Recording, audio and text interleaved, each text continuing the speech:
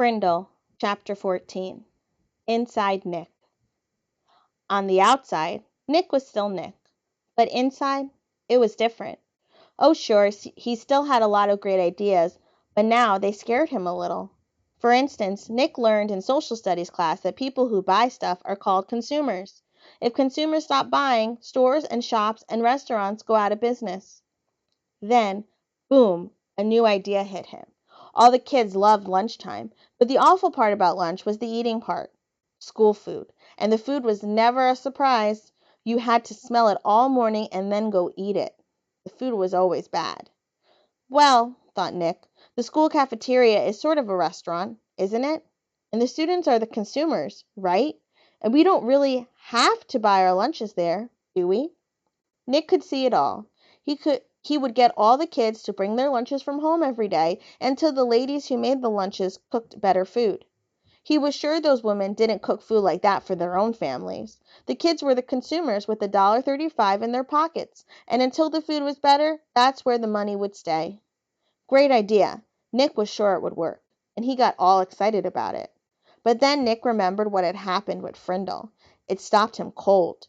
He was sure that if all the kids stopped buying lunch, sooner or later someone would figure out that it was all Nick Allen's idea. He would get in trouble. People would write about it in the newspaper. The principal would call his parents. Anything could happen. So for the first time in his life, Nick kept a good idea to himself. He never even told John or Chris, and that changed Nick.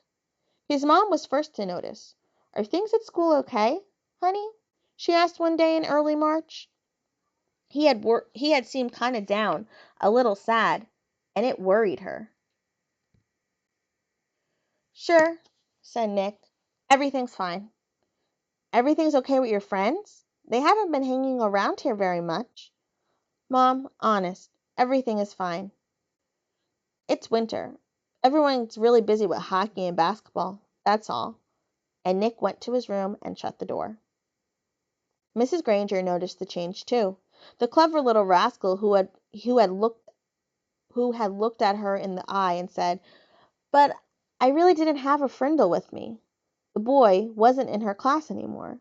Now a quieter, more careful Nick Allen came into class every day.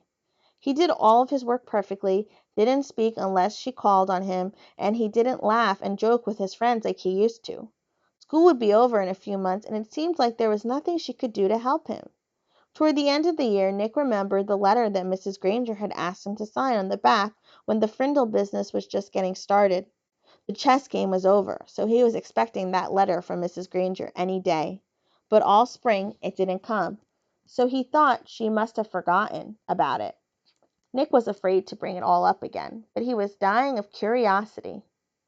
So on the last day of school, Nick knocked on Mrs. Granger's classroom door. She was straightening up the textbooks on the bookcase below the windows. Without turning around, she sang out, "Come in." Nick said, "Hi, Mrs. Granger." Mrs. Granger stood up and turned to face him. "Oh, it's you, Nicholas. I'm so glad you stopped by. I've been meaning to talk to you, and this will save me having to send you a letter this summer." Nick gulped and said, "That's what I came for, the letter."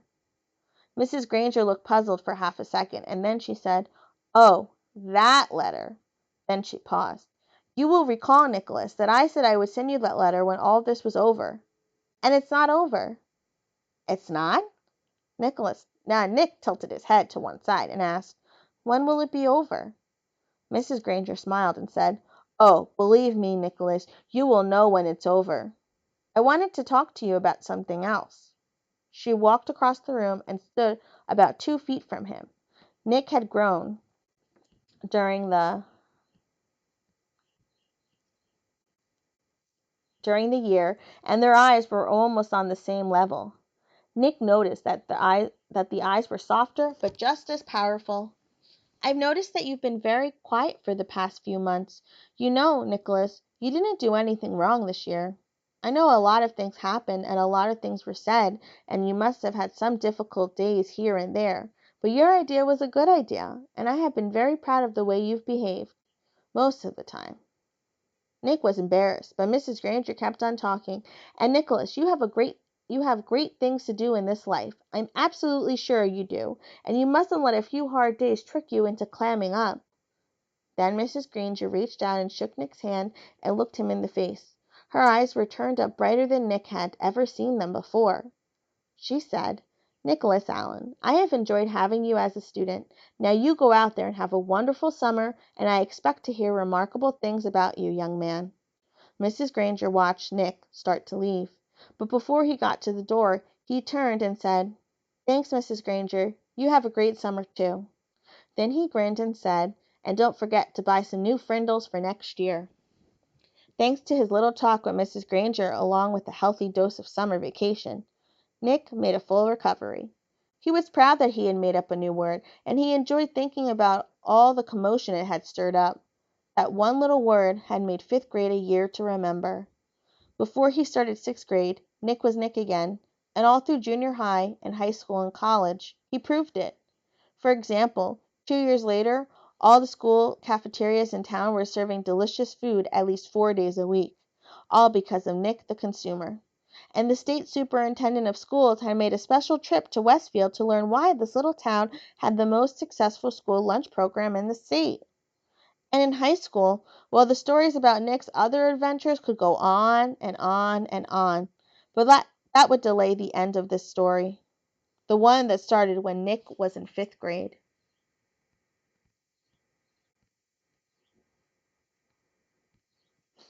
Because the end of the story came later, 10 years later. And what was happening to Nick's word during those 10 years? Nothing fancy, nothing exciting. Words don't work that way. Words either get used or they don't. And Frindle was being used more and more. It was becoming a real word. All right, tomorrow will be the last chapter.